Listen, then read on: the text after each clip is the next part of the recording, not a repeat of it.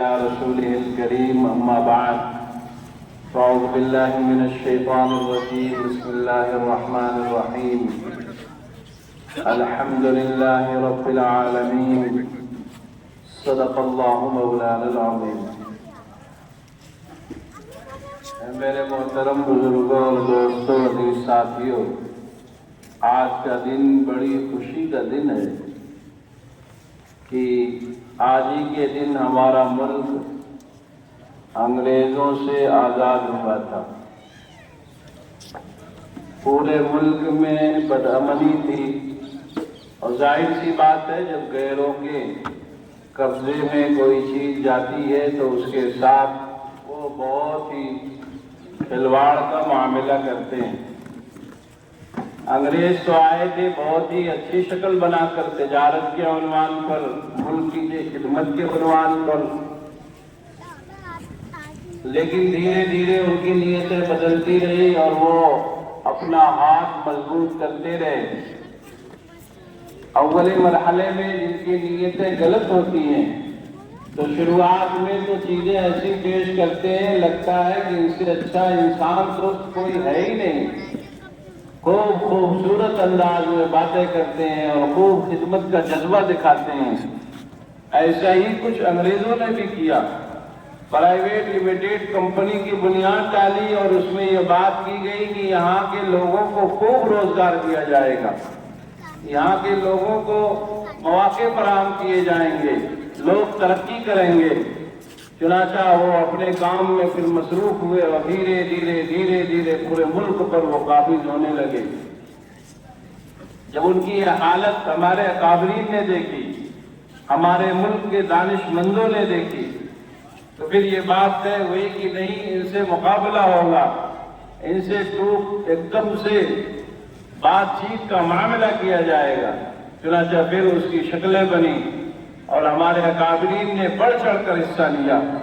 1857 میں 5 لاکھ مسلمانوں کو قربان کیا گیا، ان کی جانوں کو، ان کی جان لے لی گئی، اور اس میں ایک بہت بڑا طبقہ علماء کا تھا، حفاظ کا تھا۔ اور آج ہمارے ملک کے ذمہ دار لوگ کہتے ہیں کہ مسلمانوں کا حصہ نہیں ہے، مسلمانوں کا یہاں پر کوئی حق نہیں ہے، مسلمانوں نے کوئی قربانی نہیں دی ہے، جو کہ سراسر غلط بات ہے۔ اور یہ بات کہہ کون رہا ہے؟ جو لوگ ان کی گود میں بیٹھے ہوئے تھے، جو لوگ ان کے ہم پیالہ تھے، ہم نوالا تھے، ان کے پاس بیٹھے ہوئے تھے، باقاعدہ دستاویز موجود ہے، لکھت طور پر لوگوں نے دیا تھا کہ ہم جنگ نہیں لڑیں گے، ہم آپ کے سامنے نہیں کھڑے ہوں گے، ہم دوبارہ اس جو تنظیمیں کھڑی ہوئی ہے اس میں شامل نہیں ہوں گے۔ اب ان کے نام لیوا یہ بات کہتے ہیں کہ مسلمانوں کا کوئی حق نہیں۔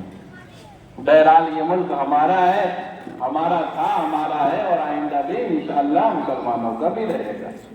ہمارا کام یہ ہے کہ ہم اپنے ملک میں مل جل کر رہیں، ہم اپنے ملک میں ایک دوسرے کا خیال رکھیں، ایک دوسرے کا حق جو ہے وہ حق ادا کریں، اپنے ملک کی ترقی میں حصہ لیں۔ اور سب سے اہم کام یہ ہے مسلمانوں کے لیے کہ وہ خوب پڑھیں، جتنا ہو سکتا ہے تعلیم کے میدان میں آگے جائیں، اور جتنا ہو سکتا ہے وہ تجارت کے میدان میں آگے آئیں، اور جتنا ہو سکتا ہے وہ سیاسی طور پر اپنے آپ کو مضبوط کریں، تو ان کا سب حصہ وقت سے ملتا رہے گا۔ بہرحال آج کا دن بڑی خوشی کا دن ہے، آج کا دن ہمارے لیے بہت ہی خوشی کا دن ہے۔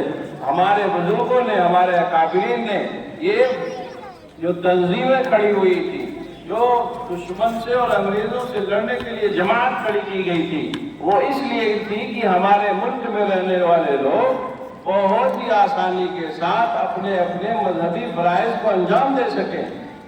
لیکن اب حالات کچھ ملک کے ایسے بنتے جا رہے ہیں جیسا لگ رہا ہے کہ ایک خاص طبقے کے لیے زمین کو تنگ کیا جاتا ہے، الگ الگ عنوان سے الگ الگ نئی باتیں کی جاتی ہے۔ کبھی وقف کے نام پر، وقف جو زمینیں ہیں مسلمانوں کی، اس پر قبضے کے نام پر نئی بلیں پیش کی جاتی ہیں، کبھی مدرسوں کے نام پر الگ الگ قوانین لانے کی کوشش کی جاتی ہے۔ حالانکہ یہ ملک آزاد اس لیے ہوا تھا کہ ایک دوسرے کا خیال رکھ کر زندگی گزاری جائے۔ ہمارے ملک کے دستور میں یہ بات لکھی ہوئی 25 اور 26 اور 29 میں کہ سب کو مذہبی آزادی کا حق ہے، ہر کوئی اپنے مذہب کے مطابق